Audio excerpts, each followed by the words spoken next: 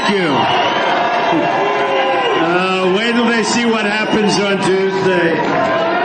We're tired of these politicians, these phony politicians. We're tired of them. More, it's all talk, no action, the same thing. You know, I was listening today, and a very good guy said, they used to say, if they win the House, watch the difference. We won the House, nothing happened. Then they said, oh, but if we win the Senate, watch what's going to happen. We won the Senate, nothing happened. I actually think Obama got stronger as opposed to weaker, if you want to know the truth. He gets everything he wants. It's going to be so different, folks. It's going to be so different. It's going to be so beautiful.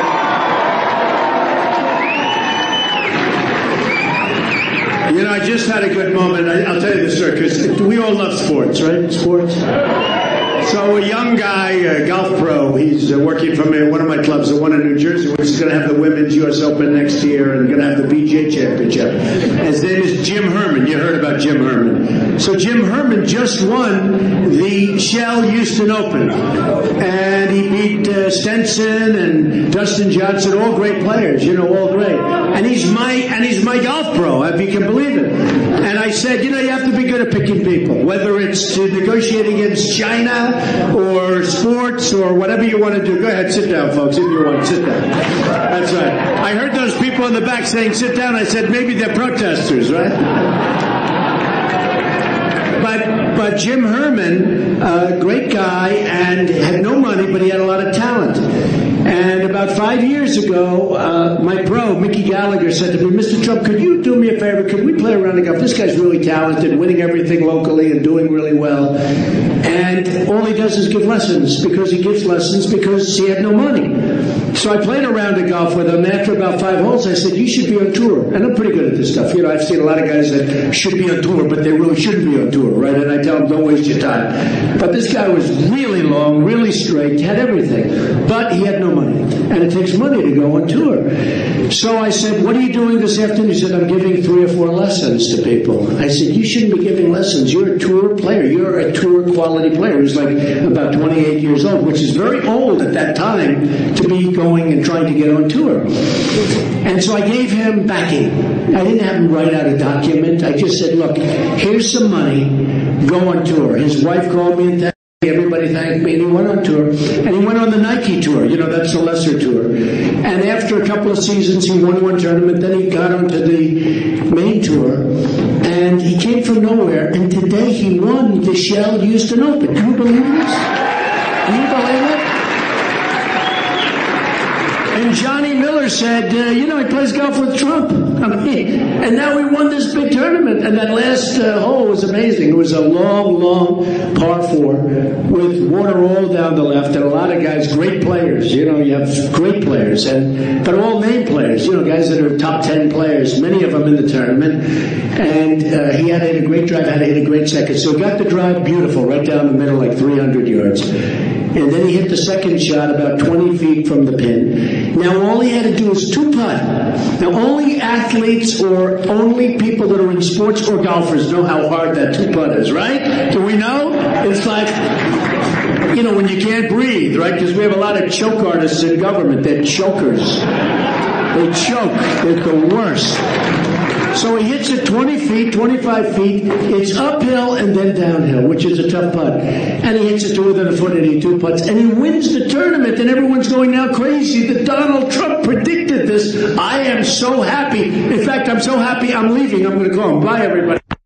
I'm only kidding. No, but I'm so proud of him. I mean, isn't that a great story? And to think that, you know, it shows the impact that you can have on people's lives, really. He'd be right now a teaching pro giving people lessons. They're hitting the ball 12 yards, right? He'd be giving people lessons, and he's now a top champion. And because he won today, he's in the Masters next week, which is just a tremendous thing.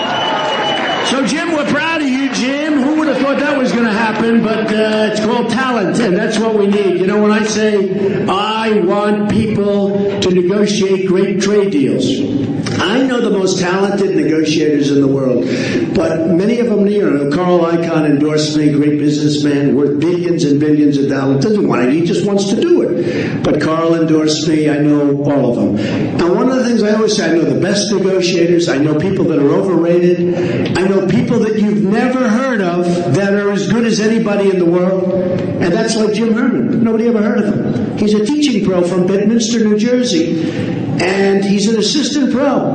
And it all started a few years ago, and it's been a great story. And I just spoke to USA Today, I just spoke to some of the other big sportscasters, and they all want, what do I think?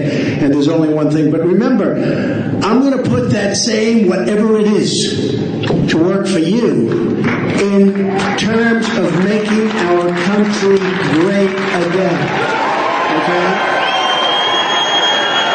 We're going to make America great again. But it's tough. I will tell you, we're going to build the wall. Don't worry. Who's paying for that wall? Who's paying? Mexico, Mexico, Mexico. Mexico's paying. They are. They are. They are paying. By the way, 100%. Somebody said, well, they're not really going to pay. I said 100%. So we have a trade deficit with Mexico, $58 billion a year. Let's say the wall costs $10 billion. Okay, let's say it costs $10 billion. It's going to be a real wall, not those little walls they build where the trucks drive right through the middle of them, right? It doesn't even dent the trucks. It's no dent. Maybe a little paint comes off the fender. It's ridiculous, folks. It's so ridiculous. This is a real wall. See that ceiling? That ceiling is peanuts compared to the height of the wall. Don't worry about it. Don't worry. Look at all those signs. Melania, she's coming tomorrow. My wife is coming tomorrow. She's already on her way. Look, wow. Melania for First Lady. She'd be a great First Lady, I want to tell you. That will be a great First Lady. Wow, thank you. Look at all those beautiful signs. Wow. And they're not like the phony signs, but the protesters, they have these signs that come right out of factories about Trump and this and that, and they come like right out of factories. Those signs were made with love. That's beautiful. Thank you.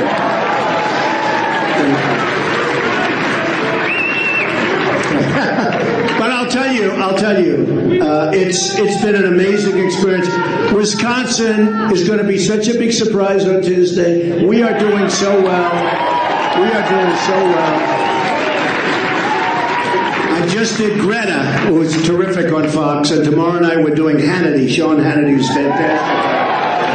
And we're doing a lot of shows. And frankly, I'll tell you, the hardest part politically, such lies. So today, I have to give you this story because to me, I think it's really one of the worst. So in Florida, I wasn't expected to win because I'm running against a senator, initially, sitting Senator Young. They called him the face of the Republican Party. He's a nice guy. Okay, Marco. And they're running against Jeb Bush, right? Jeb Bush. So they set the rules that whoever wins Florida gets 100% of the delegates. Because they figured one of those two would win. Actually, it was done for Jeb because Marco wasn't supposed to run because Jeb was running and Marco, Jeb was his mentor and but he ran. Remember I said they hate each other and everyone said, no, they don't. They're very close friends. I said, they hate each other. Turned out they hated each other. I'm right about this stuff. I'm very good at it, believe me. But anyway, they said it because they thought Jeb would easily win Florida and he'd get 100% of the delegates. So they said it so that Jeb would get 100%, or that Marco would get. But in other words, one of the two establishment guys would get 100%, 99 delegates. And then I came along. Oh, did I destroy this?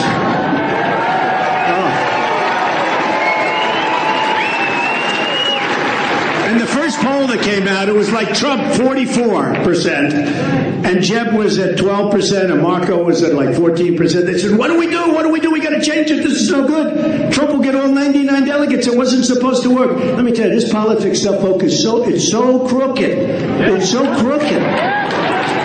So they thought about changing it back. Maybe we can change it back. This wasn't supposed to happen. And anyway, so as you know, a few weeks ago, I won the state of Florida, which I love. And I don't mean won it by like a little bit. It was a blowout. It was a huge landslide. Won it by 20 points. Won it by almost 20 points. It was shocking. And we pick up 99 delegates. So I say to all of those crooked politicians that said it, so that they said it so Trump would get heard, thank you very much, folks. We appreciate it, right? Terrible. I'll tell you what's so bad. A couple of things, which is interesting. So he hits it 20 feet, 25 feet. It's uphill and then downhill, which is a tough putt. And he hits it to within a foot and he two putts. And he wins the tournament, and everyone's going now crazy that Donald Trump predicted this. I am so happy. In fact, I'm so happy I'm leaving. I'm going to call him. Bye, everybody. I'm only kidding. No, but I'm so proud of him. I mean, isn't that a great story? And to think that, it shows the impact that you can have on people's lives. Really. He'd be right now a teaching pro giving people lessons. They're hitting the ball 12 yards, right? He'd be giving people lessons, and he's now a top champion. And because he won today, he's in the Masters next week, which is just a tremendous story. So, Jim, we're proud of you, Jim. Who would have thought that was going to happen? But it's called talent, and that's what we need. You know, when I say I want people to negotiate great trade deals, I know the most talented negotiators in the world. But many of them, Carl Icahn endorsed me, great businessman, worth billions and billions of dollars. Doesn't want it, he just wants to do it. But Carl endorsed me, I know all of them. And one of the things I always say, I know the best negotiators, I know people that are overrated, I know people that you've never heard of that are as good as anybody in the world. And that's like Jim Herman. Nobody ever heard of him. He's a teaching pro from Bedminster, New Jersey. And he's an assistant pro. And it all started a few years ago, and it's been a great story. And I just spoke to USA Today, I just spoke to some of the other big sportscasters, and they all want, what do I think? And there's only one thing. But remember, I'm going to put that same whatever it is to work for you in terms of making our country great again. Okay? We're going to make America great again. But it's tough. I will tell you, we're going to build the wall. Don't worry. Who's paying for that wall? Who's paying? Mexico, Mexico, Mexico. Mexico's paying. They are. They are. They are paying. By the way, 100%. Somebody said, well, they're not really going to. I said 100%. So we have a trade deficit with Mexico, $58 billion a year. Let's say the wall costs $10 billion. Okay, let's say it costs $10 billion. It's going to be a real wall, not those little walls they build where the trucks drive right through the middle of them, right? It doesn't even dent the trucks. It's no dent. Maybe a little paint comes off the fender. It's ridiculous, folks. It's so ridiculous. This is a real wall. See that ceiling? That ceiling is peanuts compared to the height of the wall. Don't worry about it. Don't worry. Look at all those signs. Melania, she's coming tomorrow. My wife is coming tomorrow. She's already on her way. Look, wow. Melania for First Lady. She'll be a great First Lady, I want to tell you. That will be a great First Lady. Wow, thank you. Look at all those beautiful signs. Wow. And they're not like the phony signs, but the protesters, they have these signs that come right out of factories about Trump and this and that, and they come like right out of factories. Those signs were made with love. That's beautiful. Thank you. Thank you. But I'll tell you, it's been an amazing experience. Wisconsin is going to be such a big surprise on Tuesday. We are doing so well. We are doing so well. I just did Greta, who's terrific on Fox, and tomorrow night we're doing Hannity, Sean Hannity, who's fantastic. And we're doing a lot of shows. And frankly, I'll tell you, the hardest part politically, such lies. So today, I have to give you this story because to me, I think it's really one of the worst. So in Florida, I wasn't expected to win because I'm running against a senator, initially, sitting Senator Young. They called him the face of the Republican Party. He's a nice guy. Okay, Marco. And they're running against Jeb Bush, right? Jeb Bush. So they set the rules that whoever wins Florida gets 100% of the delegates. Because they figured one of those two would win. Actually, it was done for Jeb because Marco wasn't supposed to run because Jeb was running and Marco, Jeb was his mentor and but he ran. Remember I said they hate each other and everyone said, no, they don't. They're very close friends. I said, they hate each other. Turned out they hated each other. I'm right about this stuff. I'm very good at it, believe me. But anyway, they said it because they thought Jeb would easily win Florida and he'd get 100% of the delegates. So they said it so that Jeb would get 100%. Or that Marco would get. But in other words, one of the two establishment guys would get 100%, 99 delegates. Are we blockading them? No. Are we doing anything? No. General George Patton, like 12 minutes, it's over. It's over. I don't know what the hell we're doing. I don't know what we're doing. And did you hear Obama yesterday? Obama yesterday started showing his tremendous disappointment at Iran for violating the deal. I said, I could have told you that 5 months ago. You're so incompetent. You are so totally incompetent as a president. You are so incompetent. I mean, honestly, he doesn't have a clue, folks. He doesn't have a clue. He's now starting to criticize Iran. And, I mean, look, number one, we should have had our prisoners back years ago. We should have never started the negotiations until the prisoners were released. We ended up releasing them after we gave them $150 billion, right? We end up getting our prisoners. Like we paid $150 billion for the 4 guys, okay? It's just terrible. And we have still another one over there, and they say they don't know where he is. They know where he is. You can imagine probably where he is. But we have another one over there. But you look at what we're doing. You look at that deal. And Obama now comes out and he says that I guess he said they're sort of violating it. You know, he did it in a very soft manner. I thought they were violating it a month ago when I heard about them buying missiles from Russia. Are they allowed to buy missiles? And with all of that, the $150 billion, they're not buying for us. But we have a restriction. They're not allowed to buy for us. Now, if I made a deal like that, I'd take the restriction off. Let them buy from Boeing. They're buying 118 Airbus planes, big ones, right? Well, why are they buying from Boeing? And then I heard they have a restriction. They can't buy in the United States. I mean, how stupid are we? How stupid? How stupid is this country? How stupid are these leaders? And that's why I'm running, folks. Because basically, look, Ivanka just had a beautiful boy, my grandson, another boy. And we all know Ivanka. She's great. I'm doing it for you. I'm doing it for him. I'm doing it for them. I'm doing it for my grandchildren, for my children. The country's treated me so good. I built an unbelievable company. By the way, if it wasn't, they would have been all up, because when I filed those papers, almost 100 papers, and my company, it's phenomenal. It's tremendous cash flow. It's very little debt. Some of the greatest assets in the world, buildings, and some of the great assets of the world, Turnberry in Scotland, and so many things. Some of the really great.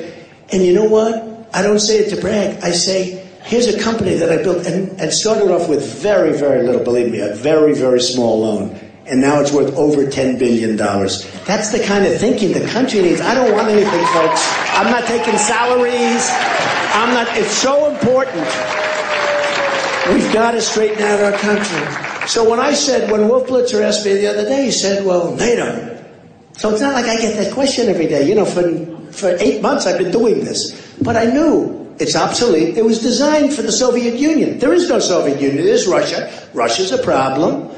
I think we'll get along fine with Russia, but Russia's the problem. But our real problem now is terrorism.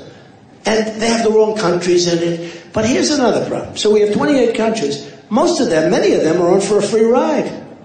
We're paying for tremendous amounts. I mean, people say 72%. We're paying for a vast amount of this stuff. These other countries aren't paying. Also, the Ukraine. I have friends in the Ukraine. They're great people. But why are we always the ones that are talking about the Ukraine? Why isn't Germany talking about the Ukraine? Why aren't these other countries surrounding it? It's always Obama. We want you out. We want you. I said, what about the countries that surround? We'll never hear about it, right? Am I wrong? We got to rebuild our country, folks. But so with NATO, I don't say get rid of NATO, but we're going to readjust it. And you know what? If they won't do it, bye-bye. That's it. That's it. That's it. It's okay. It's okay. And I'll tell you, honestly, as soon as I say that, and as soon as we officially walk, they'll all come in and they'll all pay. And one of the early things I'm going to do is meaning I through people, because I'm not allowed to do that, because presidentially it doesn't look good if I call up some country in Europe and say, listen, you owe us a lot of money. Don't worry, I have guys that can do that very well. Not as good as me, but they do it very well. But look, we have tremendous amounts of delinquencies. They don't pay. They don't pay because they don't respect us. They're getting a free ride in NATO. And here's what happens. I took a lot of heat for 2 days. You saw that, right? Donald doesn't know anything about, world defense and nothing. And then 2-3 days later, some of the experts on NATO said, this guy Trump's unbelievable. He said it's obsolete. They've been studying it so long, they never knew it was obsolete. It's true. Did you ever do something where you're working so hard on something that you really don't realize what's wrong with it? They said, Trump said it's obsolete. I said, because it doesn't cover terrorism. It wasn't meant. First of all, it has the wrong countries in many cases. Okay, not in all cases, but we need different countries. So maybe we start something else for terrorism. But it doesn't cover. So some people are now saying, wow. In fact, the Washington Post wrote a great story today. Really, I thought it was a great story, talking about it. Then they said Japan. You know, they give you little sound bites, okay? They give you little sound bites, little tiny sound bites. So they said Japan. Now, most people don't even know. Do you know we defend Japan? How smart are we? We're geniuses. Except they don't pay us much, right? They pay us peanuts. We defend Japan. We defend Germany. Who has a Mercedes-Benz, okay? They're all over the place. We defend Germany. We defend Saudi Arabia. We defend South Korea. We have 28,000 soldiers on the line between the maniac, right, and South Korea. South Korea is immensely wealthy. Whenever you buy a television set, Samsung, LG, all of them, they come from South Korea, other than Sony. It comes from Japan. But we defend them. So here's the story. I said, no. And by the way, I'd rather keep it this way. But they have to pay us, folks. They have to pay us. We don't have any money. We have $19 trillion of debt, going to $21 trillion. So what happens is I give this interview to a group of people, and Obama said, he doesn't understand the world. I understand the world much better than he does. I have so much more. I told him his Iran deal was no good. I told them not to let the Syrians in because we have no idea who they are. We have no idea where they come from. They could be ISIS, and they might not be, but they could be ISIS. You ever notice the migration? There's so many young, strong men. Where are the women and children? There aren't that many. And I said, don't let them in. You can't let them in. We'll build a safe zone. We'll build a free zone, safe zone in Syria. I'll get the Gulf states to pay because I don't want to pay. We've been paying too much. We're paying for everything. You know, we have the largest military budget in the world by many, many times. You know why? Because we defend everybody. Not for us. I mean, our roads are no good. Our bridges are falling down. Our country's falling apart. Our military is totally depleted. We don't take care of our vets. Okay? And we're going to take care of our vets. If there's any vets out there. I have so much support from the vets. I'm the only one who talks about the vets. I have vets coming up to me saying, we went to Cruz's speech, we went to all these speeches. The only one that ever mentions the vets is Donald Trump. They don't even talk about the vets. They don't give a damn about the vets, and I'll tell you that right now. And if he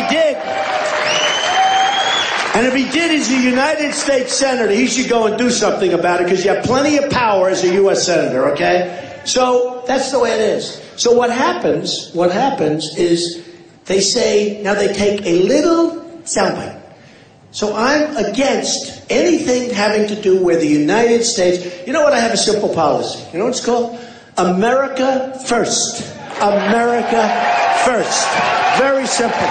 Very, very simple. And if these other countries don't like it, hey, you always have to be prepared to walk. So with Japan, I'd say, folks, we can't do it anymore. We're a debtor nation. We can't do it. We have tremendous potential. We have tremendous, by the way. Wait till you see. You're going to be so proud of me. You're going to be so proud of this country. The waste, the fraud, the abuse. I'm going to save your Social Security. Cruz wants to cut it in half. Okay? He wants to knock the hell out of your He's going to knock your Medicare and your Social Security. You watch. I'm going to bring the jobs back. I'm going to lower your taxes. I'm going to get the economy started, really started. You know, our GDP last quarter was like nothing, zero. So we have more people. It was zero. You saw that. Zero. Do you know if China ever had zero, they'd have a depression the likes of which you've never seen? They go down to 7 or 8%, and it's a national catastrophe. We're at zero, folks. Zero. So here's what I said. And there's many things we can talk about. And I have all night. You want to talk for a while? Yeah. But there's many things. Many, many things. Here's the story.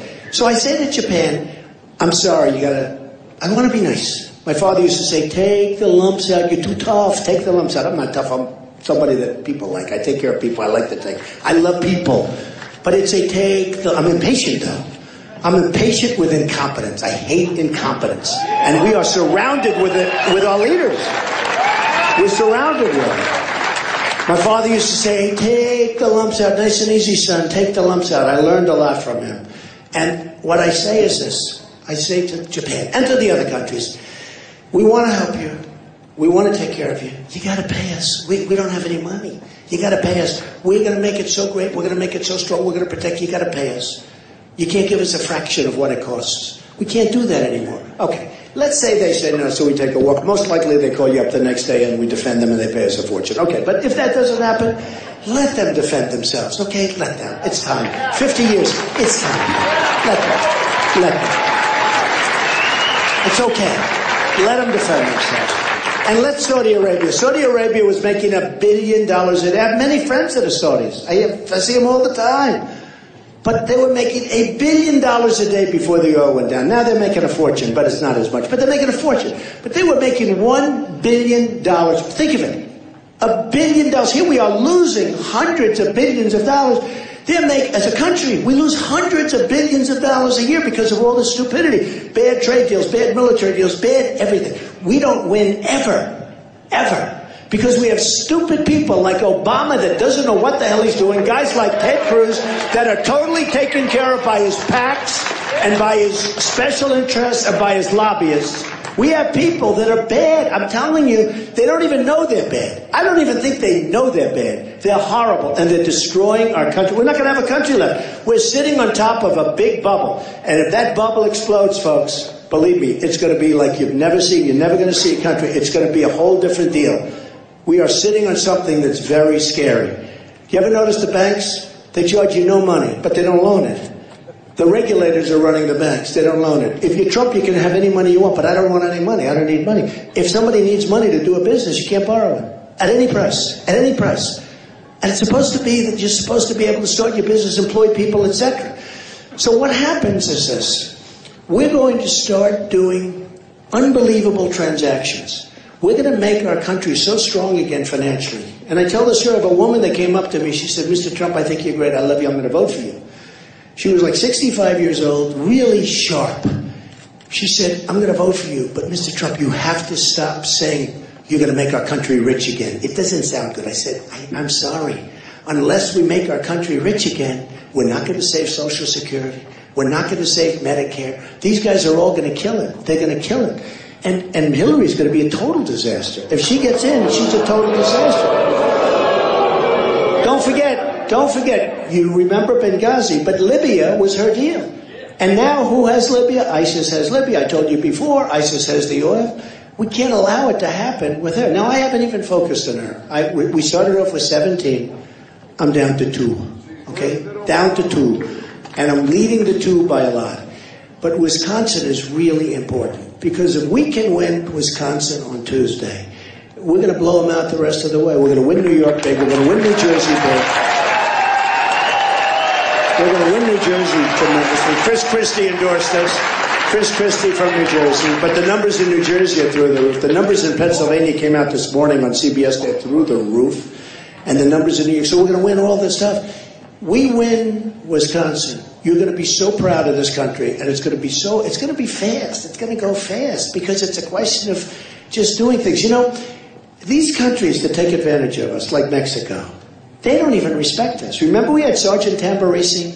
He makes a wrong turn. He had some difficult problems. He makes a wrong turn, and he couldn't get out. He was in like this maximum security prison, and he had a lot of difficulty. And I worked hard to get him out. We got him out. I don't think the president made one phone call. I don't think Obama made a phone call. And that's the other thing. Yesterday, you probably saw 16,500 Border Patrol people endorsed Donald Trump. They've never done it before. Did you see it? The Border Patrol people endorsed them. These are great people. They can do their job. They're told to stand back. Let people pour into our country. We'll take care of them, right? Let them pour in. Now, part of it is, we're going to build a wall. Don't even think about that. But part of it is come into the country and register as a Democrat, okay? That's what's going to be. I mean, that's why I think they're allowing. They can't be for any other reason. It is brutal. And the security, these are great people, the Border Patrol people. They want to do their job. It's harder for them to do their job, if you think about it. Harder for them to start taking people, arresting them, or moving them back in where they came from. That's harder than just standing there and letting them walk through. They endorse me because they don't want to do what they're told to do. They want to create a great country, and we can't have a great country unless we have a border. We can't. We don't have a country.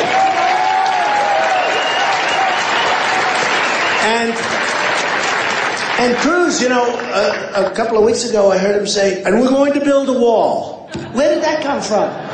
All of a sudden he wants to build a wall. He never wanted to. It'll never get built if you rely on these people. And I'll build a beauty, and it'll be very tall, very strong. It'll look great. It'll look great. Someday they'll name it after Donald Trump, maybe. Who knows? But that's why I have to make it look great. But it's going to be a real wall, not one of these little toys. And it's going to be paid for. And the reason it's going to be paid for by Mexico, as I told you, we're losing a fortune with Mexico. And that doesn't include the drugs that are pouring across the border and poisoning our youth and others, by the way. And when I won in Wisconsin, and when I win in Wisconsin, we're going to come back here. We're going to celebrate it. It's going to be amazing. And I'm going to be with you. I'm going to be with you tomorrow. I'm going to be with you the next day. I'm not going to let you get away. We're going to get those votes. But let me just tell you. So important. Because what we have is a movement. We're on the cover of Time magazine 4 times in the last number of months. And what it is it's a movement. And they talk about it. It's a movement. But it'll cease to be a movement. It's a movement of common sense. It's a movement of not letting the world take advantage of us. I will get along better with the world than Obama does, and they won't take advantage of us. I have great relationships. I mean, look, China, with their $500 billion trade deficit, China builds this massive military fortress in the middle of the South China Sea.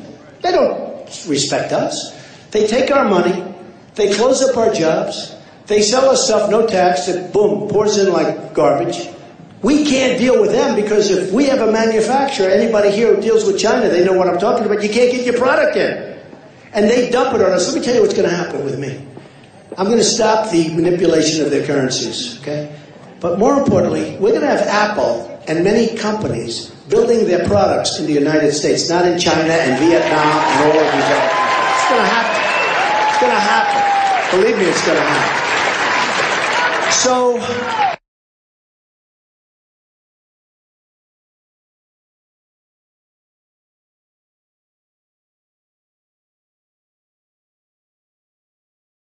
have anything left, folks. When you see Carrier air conditioner leaving, now here's what I do. Number one, I talked to him before. Big league. I talked to him and said, don't leave. Meaning me, it's funny. Again, my wife. Darling, you're so brilliant. You're so great. Act presidential. It's so easy for you. I said, darling, I gotta win first, I gotta win. And what's gonna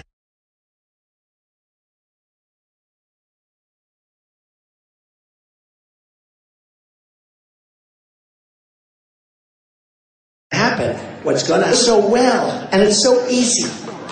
And I'm gonna say to the head of Carrier, congratulations on your move to Mexico. I think it's wonderful. You left 1,400 great people behind, and it's actually more than that. But I want to congratulate you. I hope you build a beautiful plant. I hope you really do well. But as you probably have heard, we're going to have real borders. And and I buy from Carrier. I buy a lot of air conditioning. I'm not buying anymore, by the way. But every air conditioning unit.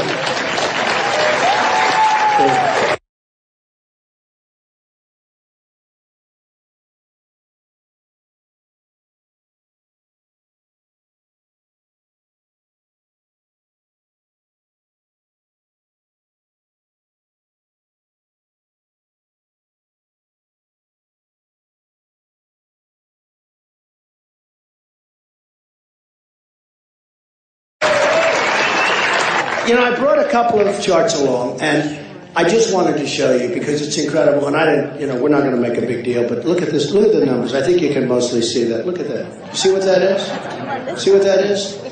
It ain't pretty. That's what you know, right? Look at that. That's United States manufacturing jobs rapidly declined since the year 2000. Look at the numbers here. We're not going to have anything left, folks. When you see Carrier Air Conditioner leaving, now here's what I do. Number one, I talked to him before. Big league. I talked to him and said, don't leave. Meaning me, it's funny. Again, my wife. Darling, you're so brilliant. You're so great. Act presidential. It's so easy for you. I said, darling, I gotta win first, you know? I gotta win. And what's gonna happen is I'm gonna call Carrier. Now, the President of the United States is not supposed to be calling an air conditioning company, right? But I do it so well, and it's so easy. Take the guts out of TPP. He's a disaster, and he's selling you people down the tubes, and then he's doing phony commercials like he's for the working man. I just saw it. I said it's a disgrace, and I'm going to reveal it. It's a disgrace, okay? Believe me.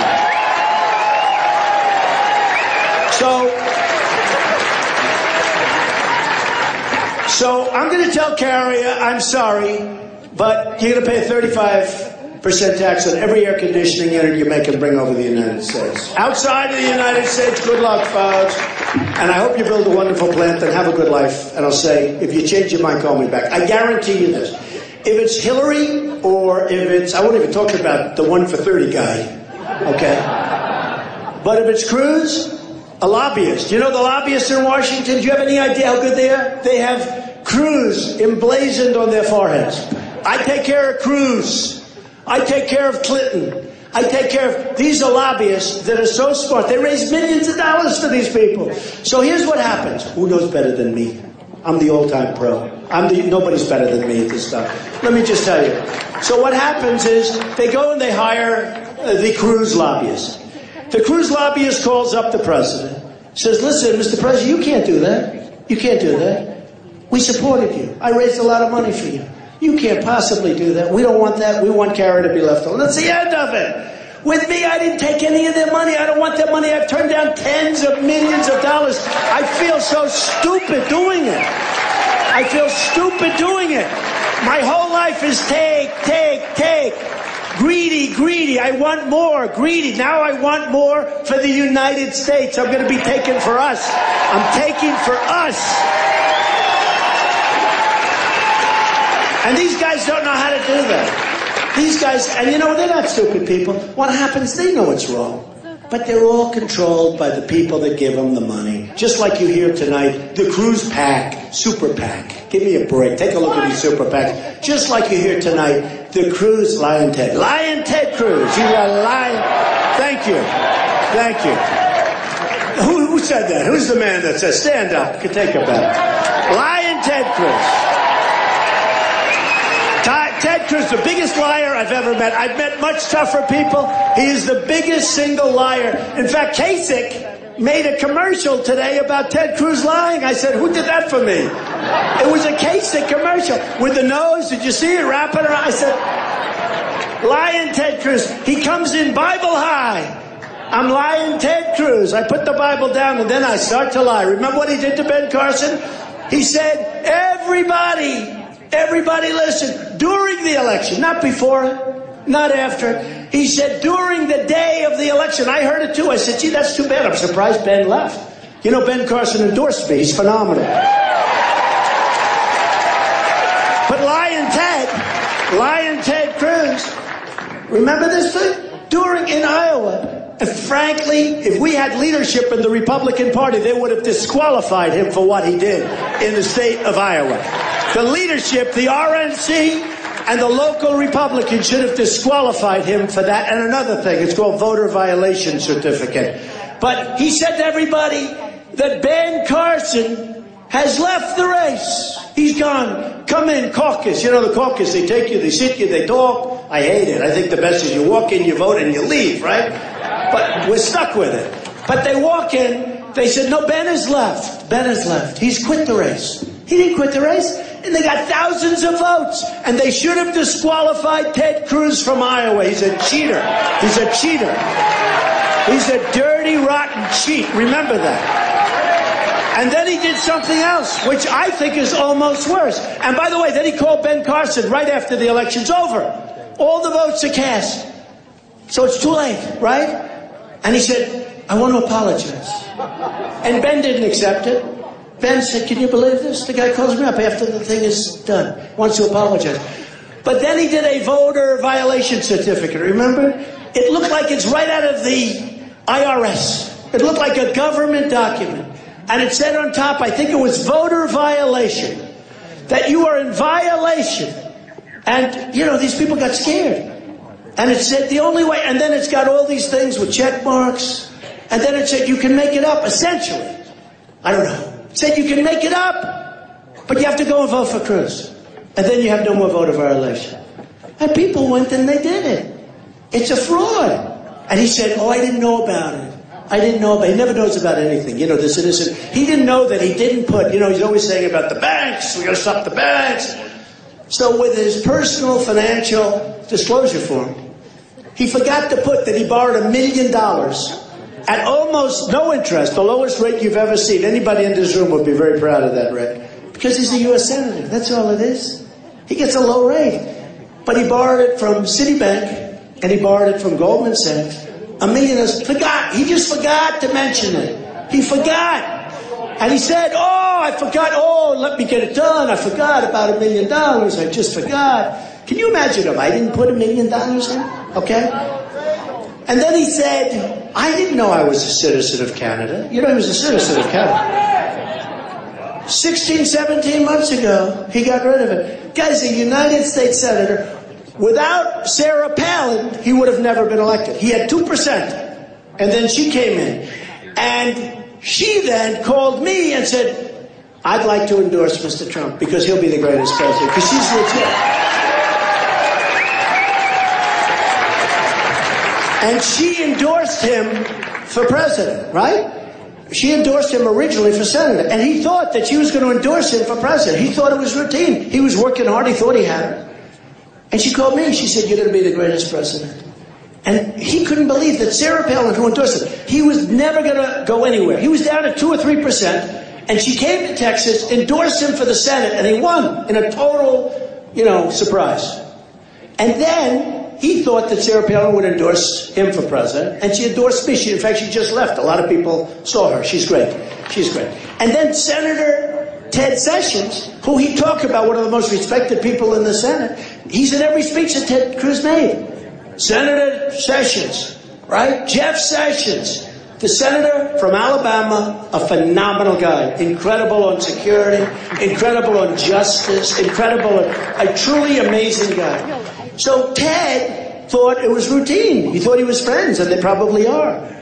But Sessions knows that this is not a good person, and he knows that, you know, for the fact that he stands on the floor of the Senate and he filibusters for a day and a half. And think of it, these senators, say what you want. They're professionals, right? They're professional politicians. So this guy's on the floor reading poems, doing all this stuff for a day and a half, or a day, or whatever it was. And these senators are looking at each other. When's this guy getting off? When's he getting off the floor so we can get back? I mean, he hasn't done a thing.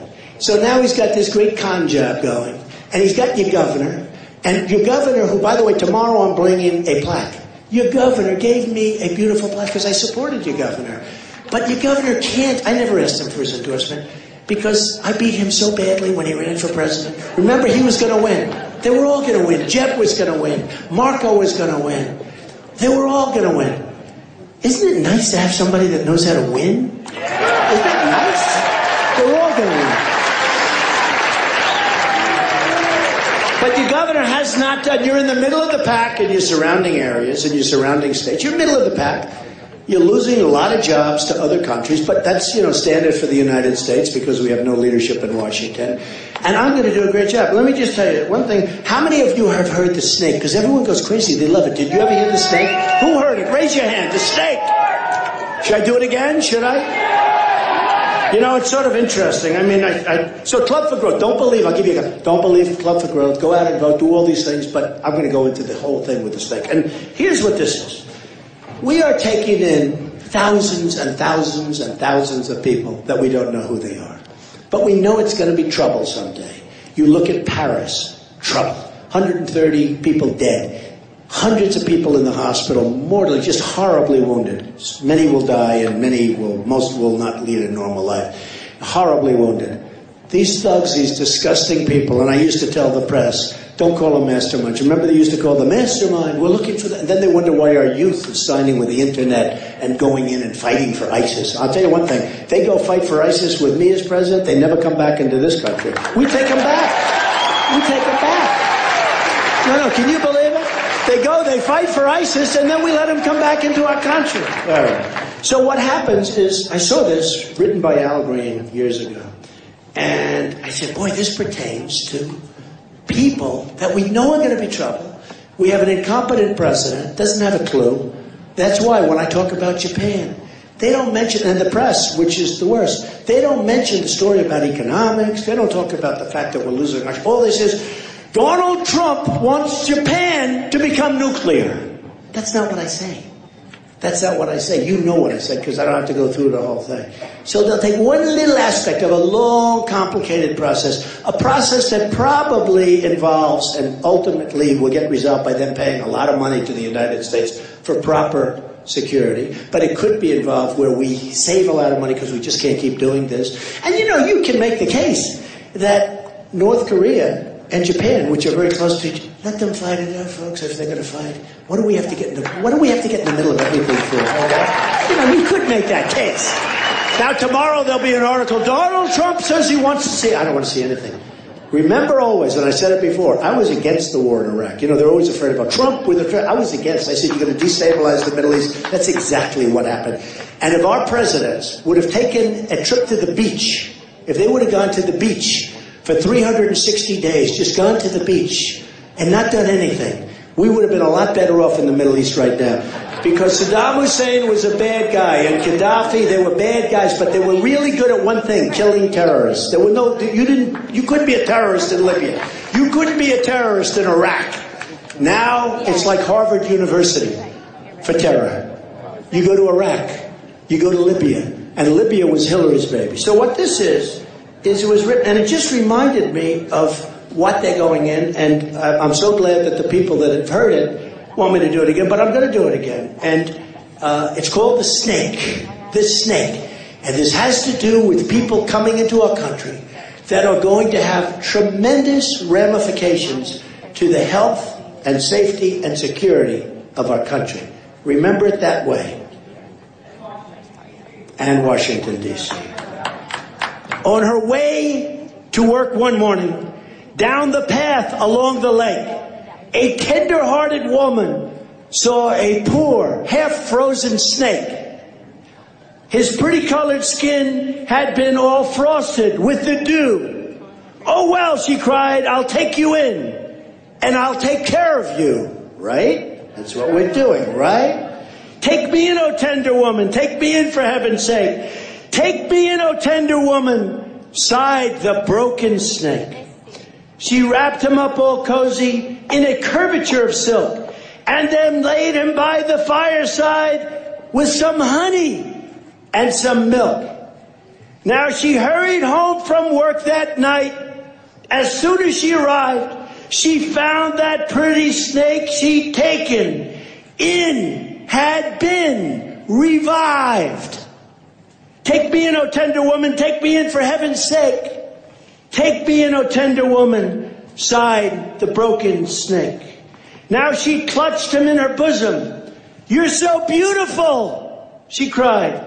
"But if I hadn't brought you in by now, heavens, you would have died." Now she stroked his pretty skin, and then she kissed him and held him tight.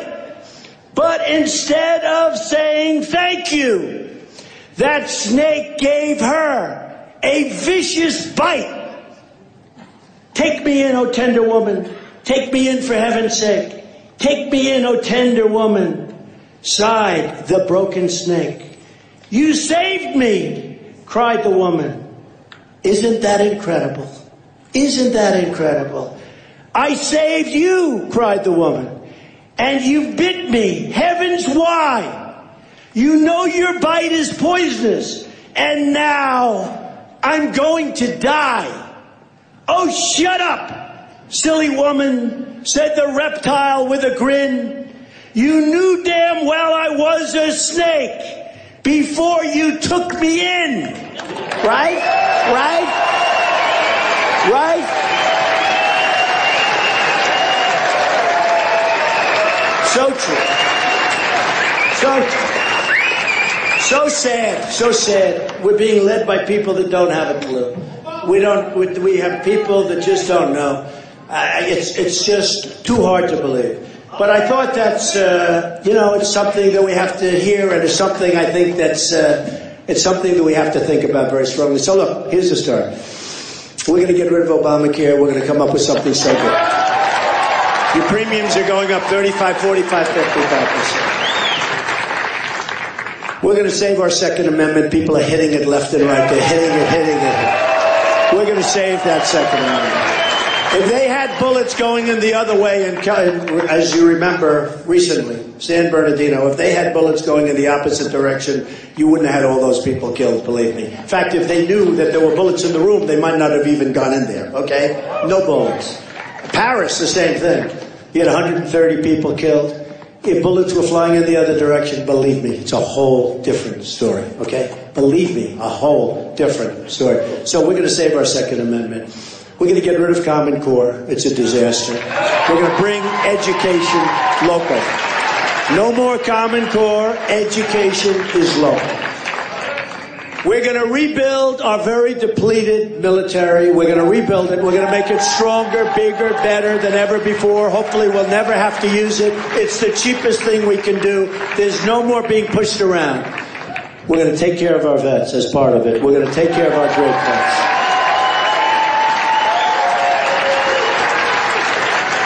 We're going to make strong borders. We're going to have powerful borders, strong borders. We're going to have the wall, and we're going to stop all the drugs and all the problem and all the crime from pouring across into our country. And people are going to come into our country, but they're going to come in legally. We want them to come in, but they're going to come in legally. And here's the other. Look, here's the thing. We're going to make great new trade deals. We're going to negotiate, renegotiate our military deals. We're going to do so much. And we're going to do it fast. We're going to do it fast. It's going to happen fairly quickly. It's going to go pretty quickly. I have the best people in the world that want to do it, not political hacks. But here's the story. You're going to remember this night. And you're going to say, that was one of the great nights. We were all together as a community. Wisconsin is a great community. It's a great place. I love the people of this place. You're going to remember this evening. And more importantly, you're going to remember Tuesday, because you're going to go out and vote, and we're going to have an unbelievable, resounding victory. This reminds me of New Hampshire, because in New Hampshire, I wasn't expected to win New Hampshire. We won in a landslide. And I said, I'll stop the drugs. They have a tremendous heroin problem coming from the southern border.